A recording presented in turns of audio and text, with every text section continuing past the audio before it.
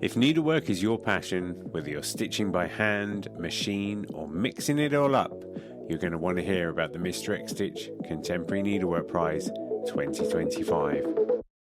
This prize celebrates the best in modern stitch, and it's open to creatives from all around the world, whether you're a student or an emerging artist or a seasoned professional. And the best part, you don't have to send your work anywhere. Just upload high-resolution images to a private folder we will send you after you enter.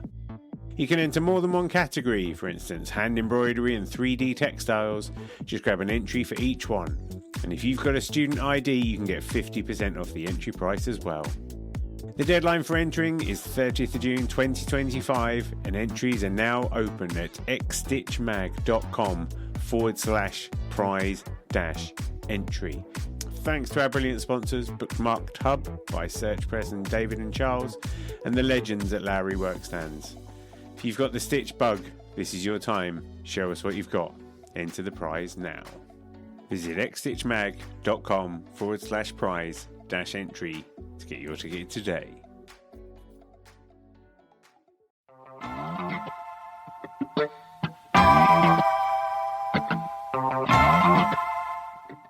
Welcome to NeedleXChange, conversations on the art of thread. My name's Jamie Chalmers, aka Mr. X Stitch, and in this episode I sit down with the incredible Bren Ahearn, an artist known for his powerful samplers that challenge traditional notions of masculinity, gender and identity.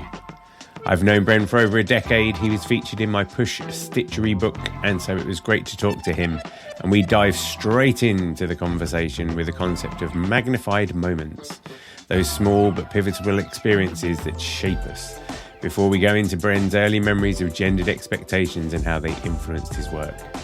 From the significance of a childhood lunchbox to the subtle ways masculinity is policed, this discussion explores the intersections of personal history and artistic expression.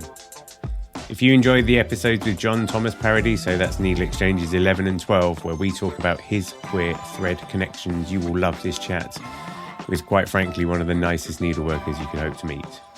So come back next week for part 2, where we explore Bren's approach to embroidery, craftivism, and how his work engages with contemporary social issues.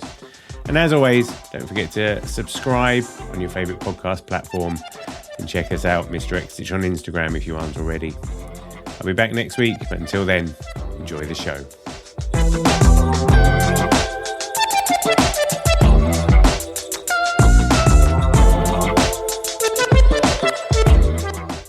I wanted to start by talking about something that you'd mentioned in the past, which is the concept of magnified moments. And I was going to tell you a story about how when I was about 7, and my parents took me to a toy shop, and I was given a choice between a Formula One car that my dad was holding and something like a Mercedes or something that my mum was holding. And I chose the Mercedes because I preferred it, just because it was a better looking car. The thing is my parents got divorced a while later, and I didn't necessarily know that it was coming. But to me, that car-based choice became one of these magnified moments. So when I read about you talking about it, I was just like, oh my God, these insignificant things that happen that get so amplified in our experience, and we give them these extra gravity. And I know it's something meaningful to you, and I just wanted to get your take on all of it. That's a wonderful way to start. Arlie Hochschild, she was a professor, I think she's a professor emeritus at University of California, Berkeley. She talks about this idea of magnified moments for those people who aren't familiar with it. She describes them as these moments where things go either superbly well or really horribly wrong, but either way, they just get etched on your consciousness because of just how important the moment is to you. And you mentioned your moment with the Mercedes versus the Formula One, and that I think that shows you have good taste by picking the Mercedes. The magnified moment that you're probably referring to in my work is one where in the U.S., children carry their lunch to school in a lunchbox. Do you have the same things in the UK? Yeah, okay. Yeah. What do you call them, a lunchbox? I think so, yeah. Okay. And so for kindergarten, which is our first year of school, we didn't have to bring lunch because it was just a half day of school. But for first grade, my parents brought me to the store, and to their credit, they allowed me to select a flowered lunchbox. And it was a 70s flowered lunchbox in all its green, lime green, orange glory. And but when I brought it to school, I quickly learned that boys should not have flowered lunchboxes. And so I don't know if I hid it or what I did, but I immediately knew that. And so that became etched in my memory. And like I said, to my parents' credit, they allowed me to select this lunchbox without trying to steer me in one direction or another.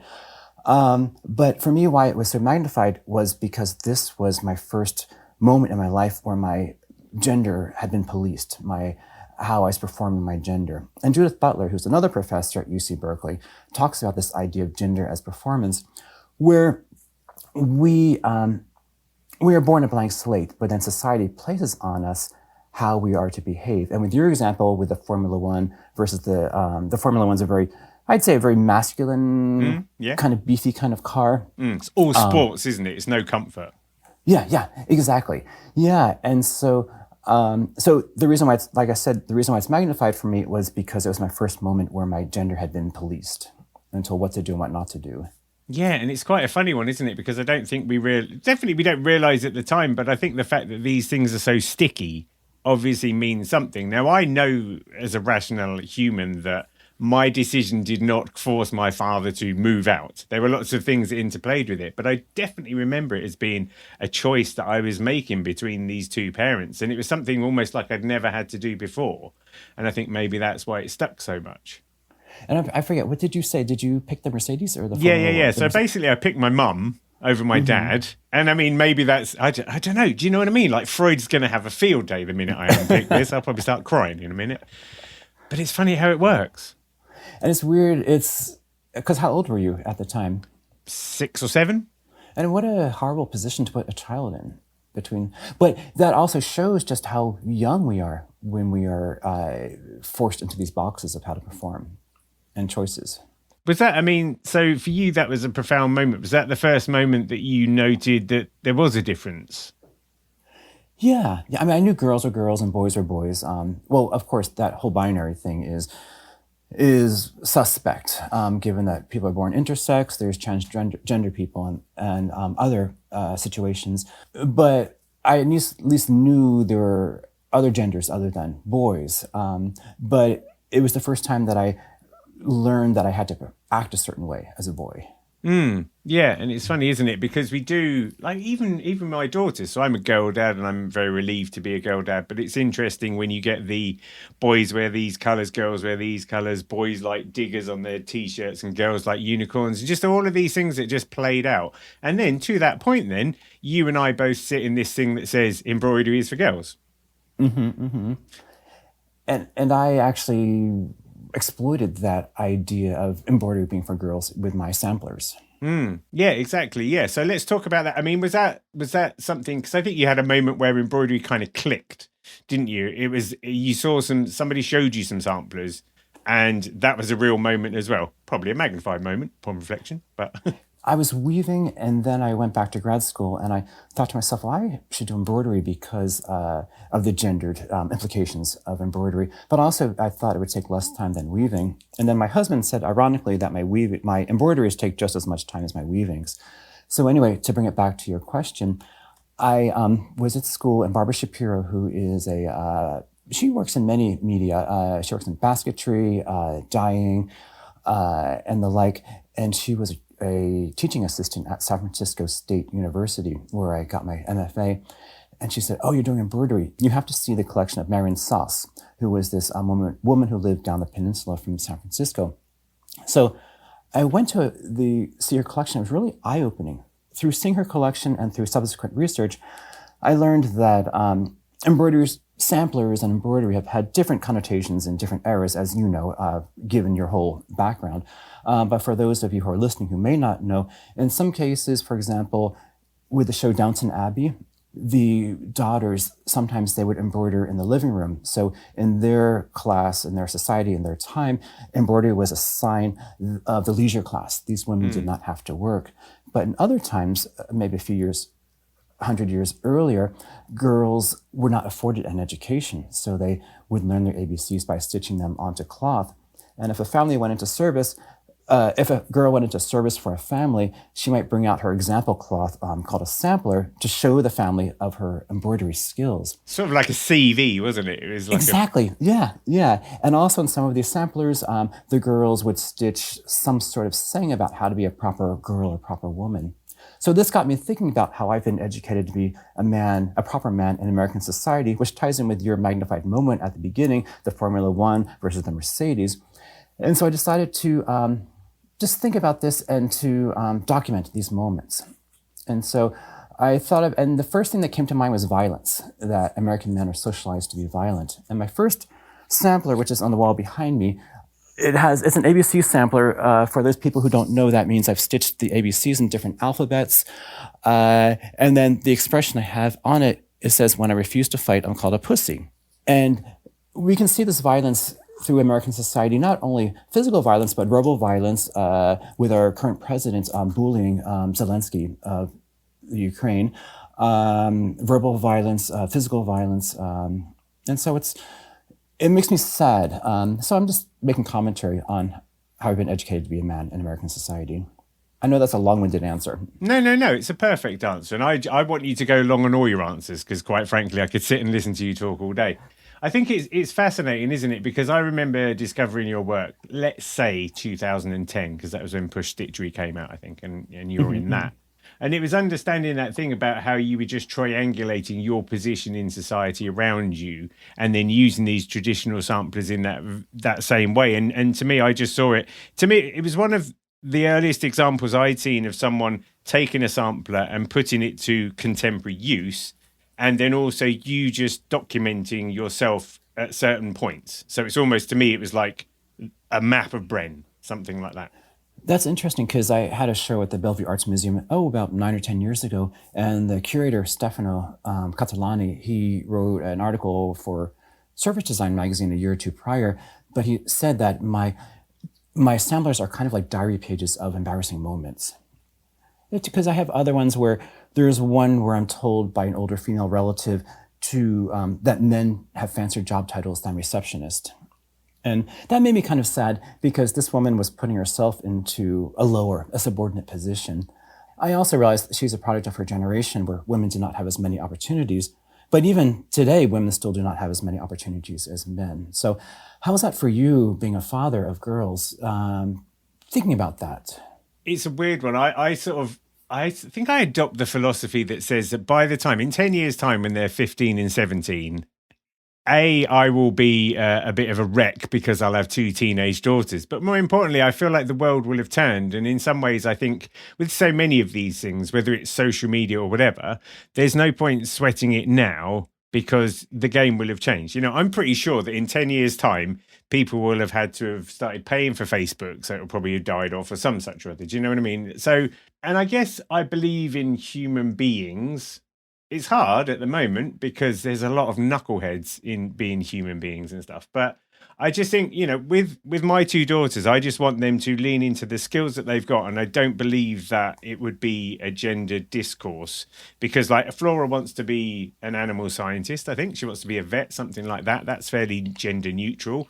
Annie says she wants to be a teaching assistant, but I think she should be a stand-up comedian. Either way, I don't know.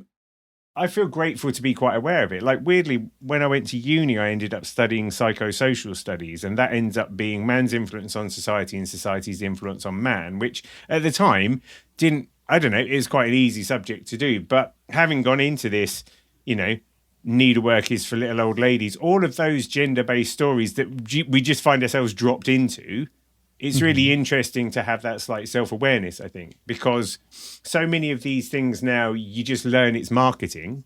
And I do think arts and crafts, and I do think, men doing these crafts, women do these crafts, it's kind of marketing, but it's marketing that's been around for 250 years. So we kind of take it to be truth because it's just always been there, and so I just try and just self-correct every now and again and maybe don't just believe the hype straight away. Just kind of look around and just think, well, it doesn't have to be like that, maybe. Yeah. And you are an innovator in the field. I mean, you were like the first person to, and I'm so grateful to you for calling attention to my work. Because I think, did you find me on Flickr? Yeah, in the good old days, it would have been Flickr. Yeah, because let's face it, like when we started doing all this, 2008, 2009, it was like you could chat to your friends on Twitter, you could do all this stuff. But yeah, Flickr was definitely the place. Yeah, I remember when I was in school, I remember it was, I think, 2007 or 2008, and my teacher said, oh, there was this new thing called Flickr, and I think it's going to be kind of big. So I said, okay, I'll just upload some images. And I'm so grateful I did, because I got so many opportunities, including opportunities from you. But in a sense, it seemed a little bit simpler back then, too, in terms of people left nice comments on the work. There wasn't all this negativity online. It also seemed like people just put their work out there. There wasn't as much of a performance associated with putting the work out there. What I mean is, for example, in my algorithm for Instagram, maybe because I'm gay, I don't know, but you see these artists, and they always have these shirtless photos of themselves painting. Yeah. And some of them even say, oh, I'm doing this for the algorithm. And so what am I trying to say? I think it's wonderful now, because more people have exposure and opportunities to show themselves. But in a sense, I feel it's also harder, because a lot of it, there's so much performance involved in it today. Yeah, it's such a double-edged sword, isn't it? I'm still in the middle of writing a bit of a unit for a course at the Royal School of Needlework are doing, and they've asked me to write about 21st century embroidery. No mean feat.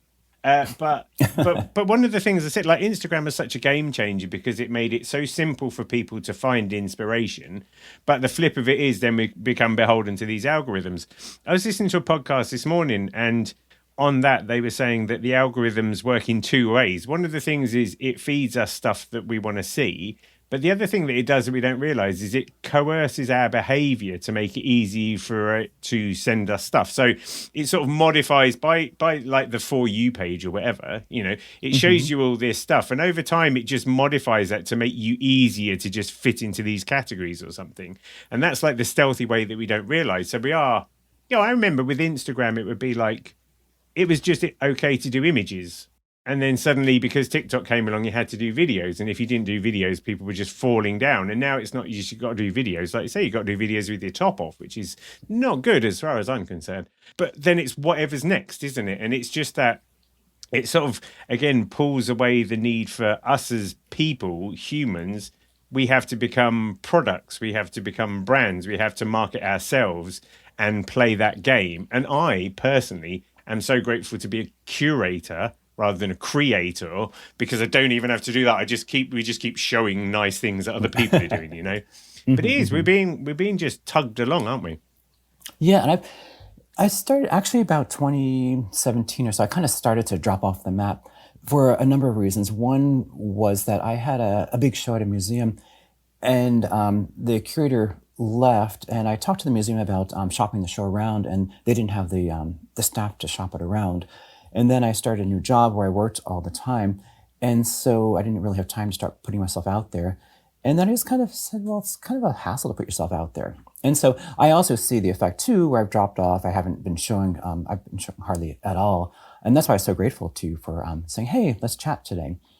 But I'm still been creating, but I just have kind of, I don't know what to say, given up on the marketing. I just kind of have been tired of it, doing the marketing. Yeah, it's been really interesting for us as well, because obviously I started the blog in 2008, and now I look around at the world of like AI search and all those sorts of things where people don't even visit blogs.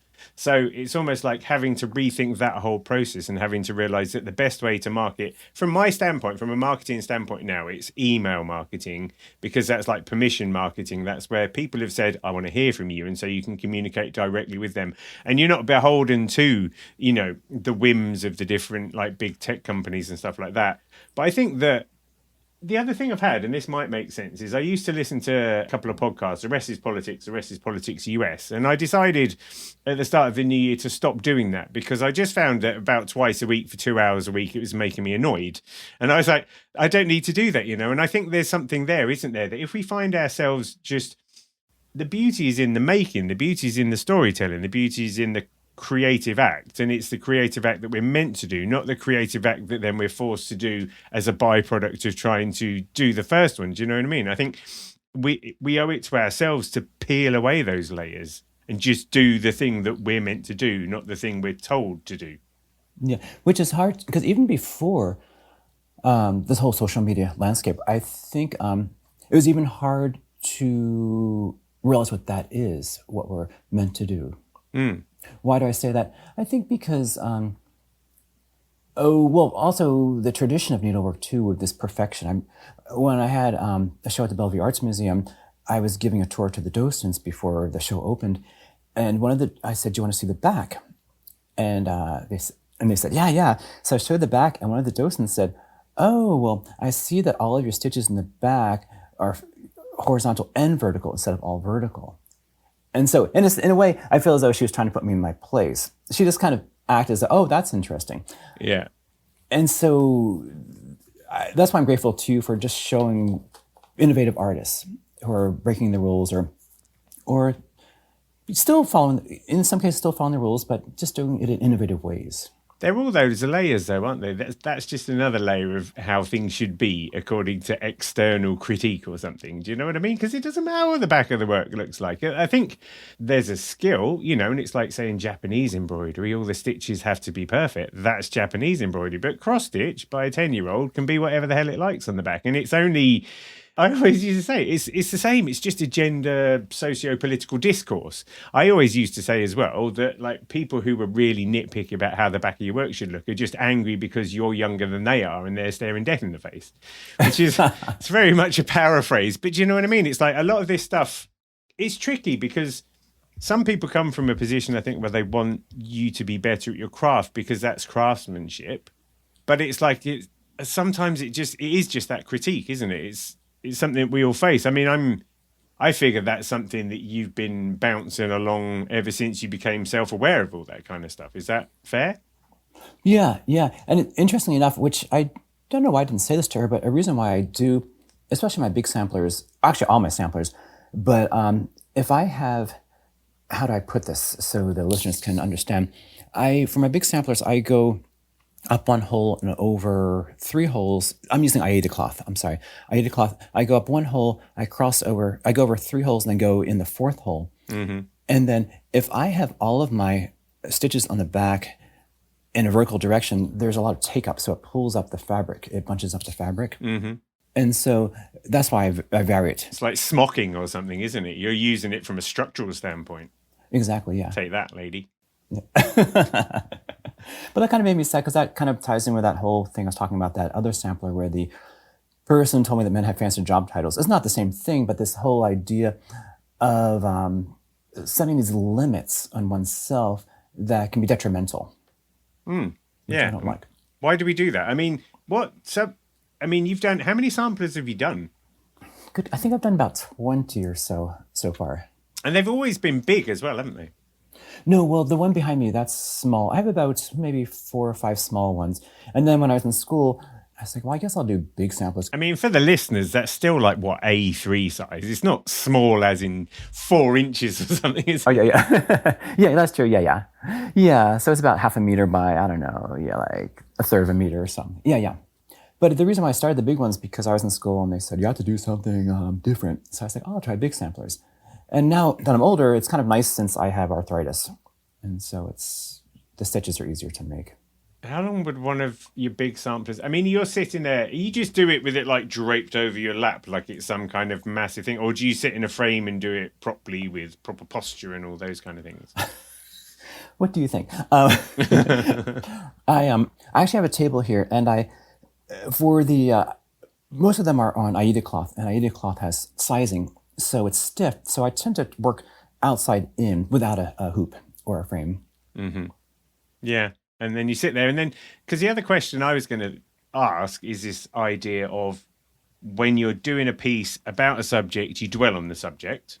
If you're doing big pieces, like for instance, the one behind you, where, when you refuse to fight, you're called a pussy. Now, how long do you spend dwelling on that subject when you're making it? Or can you shortcut yourself by doing all of the letters and you don't have to think about the subject matter in any great depth? Or do you literally spend like 60 hours pondering on that? And how do you come out the other side of it?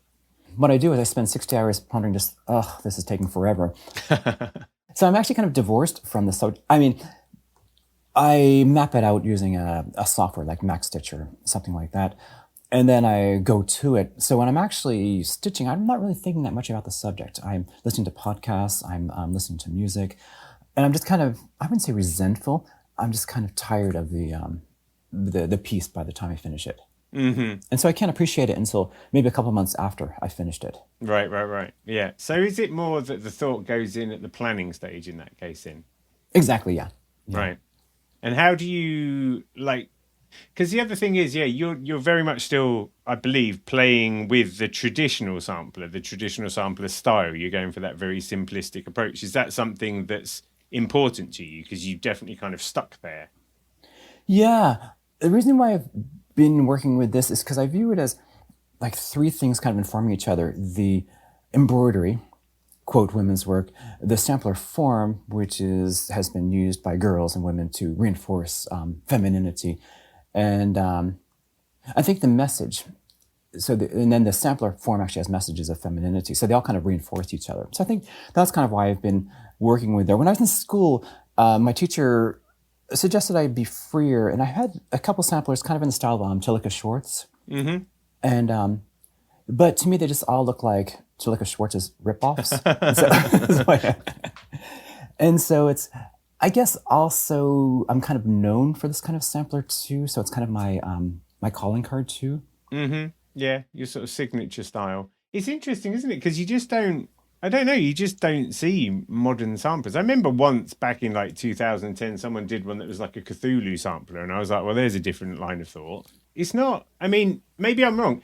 This is random, but I think that style of needlework is becoming quite an American style of needlework. Like when I look around on Etsy and I see some people that sort of leaning into the tradition, those little house style ones, there is a vernacular that seems to be evolving that's of a sort of what would it be, like an 1800s Americana sort of vibe or something like that, which is interesting because I see that hanging on in a way. I don't look around, I don't have my fingers on the pulse of all the English cross stitch, but I think that people aren't doing those traditional flavors in the same way, whereas it seems to be hanging on as though that is a bit of an Americana thing. Would you agree? I agree. And when I first started doing them, I was living in San Francisco. Now I'm on the West Coast, and now I'm in Philadelphia on the East Coast. And someone in my graduate program, she said, "Are you from the East Coast?" I said, "Yeah, how'd you know?" She said, "Well, she grew up in, I think, New York or somewhere." And she said, "Yeah, it's very East Coast what you're doing." And so I didn't even realize that I was, I guess, paying testament to my own history. Yeah, because it's interesting because I think America's history is so comparatively new, obviously, because we've got such a rich history in England. Yeah. But I think quilts and that style of cross stitch to me feel like they are becoming somewhat iconic in that kind of handmade arena. Yeah. I'm always a bit baffled by the Nashville needlework market as well. That whole thing where people issue patterns and stuff, which again largely seem to be leaning into that traditional style. You know, there's a lady called the Artsy Housewife who I absolutely love because she's doing the tradition, but she's keeping it kind of weird. Like one of her designs was of a brown bear with a plant pot on his head filled with flowers or something, but in that traditional style. And again, it's like original thinking, but I'm still kind of just, I don't know, waiting to see people, because it's rich. It's rich for the exploitation, I think, that particular media. One thing I've gotten away from, well, actually, two things. One is my most recent sampler. I don't know if you've seen it. It's a really huge sampler where I think it's sampler number 19. That's actually not my most recent. Sampler number 19, which is still in progress. It's 60 inches tall. So about 1.5 meters tall by, I don't know, 600 inches or something like that. So it's kind of a greatest hits sampler where I've been kind of taking these motifs from my various other samplers and putting them on. So that's still kind of in that same realm. That it's somewhat kind of traditional, a little bit different. It's got music on it, isn't it? Yeah, there's music on it. Yeah. Another way I've been doing something a little bit different in terms of the actual needlework is I've been working with active shooter situations. Well, yes. That's quite the subject. I was going to come on to that because that's what's interesting, I think, is then when you look at, for instance, the work you did most recently with the pennant shapes and the schools and stuff, it is quite different. I feel like they're both almost like palette cleansers from one another because the other ones are very vibrant, aren't they? You're leaning into that kind of school motif. Talk about that project because, again, this is one of those times where I'm a bit grateful that I live in England and we have something like gun control or whatever. But please just tell me all about it. Yeah, when I worked at the University of California at Davis, they called all the medical students and the staff, I was a staff member, into the auditorium, and the police told us what to do if someone comes in and, with a gun and tries to kill us all. And at the end, they gave us this handy little index card, about a 3 by 5 inch card with all these directions on it of what to do if we were in that situation.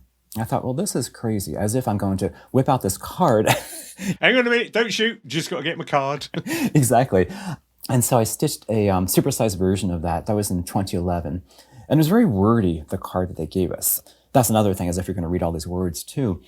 And so I subsequently learned that the Department of Homeland Security of the US, they issued simpler instructions: run, hide, fight. If as a first thing you should try to do is to run if you're in that situation. If you can't do that, then you should hide, and as a last resort, you should fight. So I've stitched supersized versions of just these 3 words: run, hide, fight, in various fonts.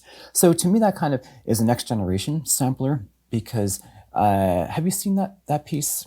Those pieces? Yeah. So it's kind of a next generation sampler because it's kind of harkening back to old Needlework samplers, the different fonts. In a sense, perhaps they're a bit more sampler-like than my actual samplers, because I'm just playing with different fonts. They're planned, but they're, I think, a bit more spontaneous than my samplers. It's almost like they're a version of something like Eat, Pray, Sleep or something. Exactly. Yeah.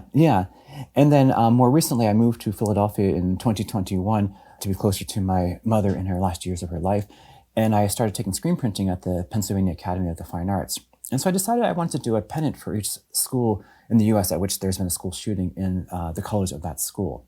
And so that's the project you were referring to with the pennants. And so I've done a pennant for each school, and then I've tacked them onto a piece of duck cloth in a circle. So it's 16 pennants per circle. And then each circle is kind of put onto a piece of acrylic, and there's a French cleat on the back, which is attached to the wall. So it's about an inch or so from the wall. That's probably TMI. But yeah, when I showed it at my screen printing class, the teacher had a lot to say about it. He said that to him, it also evokes kind of the Wheel of Fortune, which they talk about in Shakespeare. Kind of the Wheel of Fortune goes around. You don't know where it's going to end up. See, I never knew about this until I took Shakespeare at university. I just thought it was a TV show. Yeah, right. The Wheel of Fortune. And he also said, the Carnival Wheel of Fortune. I just did not realize all of this historic references.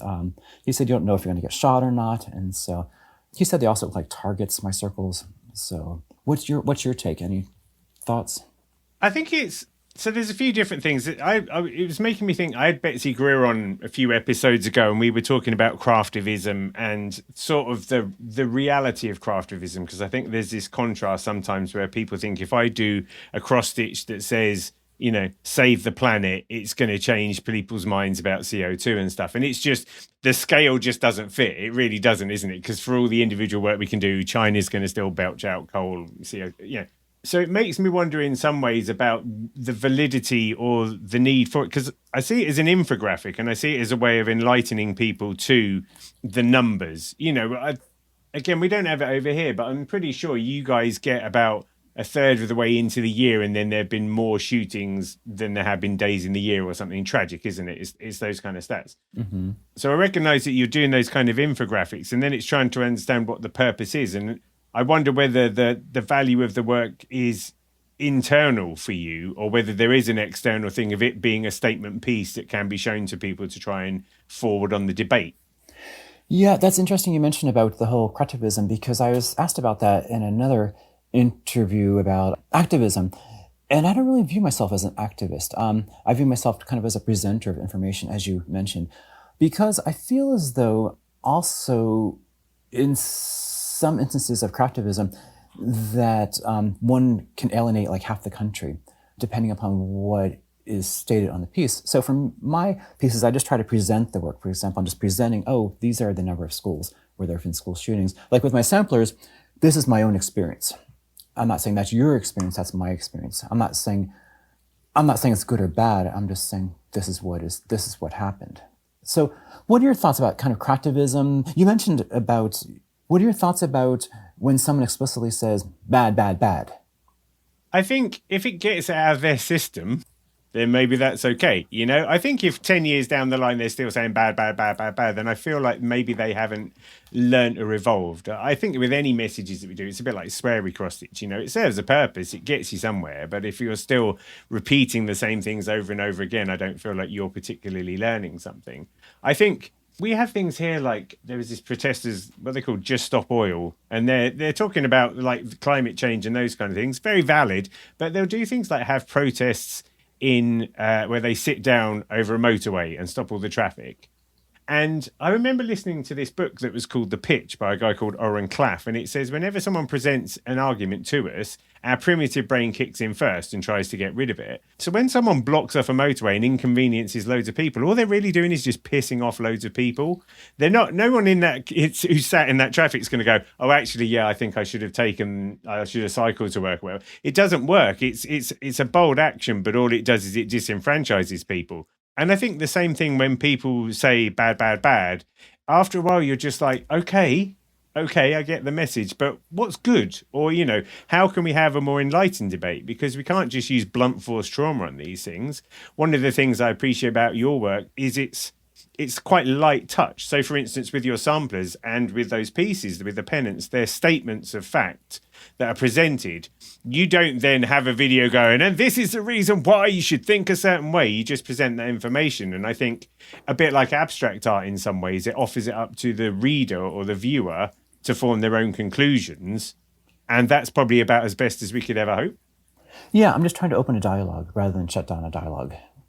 Yeah, and I think that's the thing, because, you know, it seems a modern thing these days as well, that if you think a certain way, then you must therefore think loads of other ways. You know, this short-sighted view that is promulgated on social media that says, you know, if you vote Republican, these are the things you believe. And there's no, like, you can be a little bit of both or any of those kind of things. Whereas I think humans, given half the chance, do think lots of different things about lots of different ways. And our courses correct over time or change, don't they? The older you become, I think you probably become naturally more conservative with a small c. I don't know, risk averse or whatever. I think I become more liberal, but that's another story. But you're right. Just this idea of opening a dialogue, it's important. There's no room for nuance in a lot of situations, which makes me sad.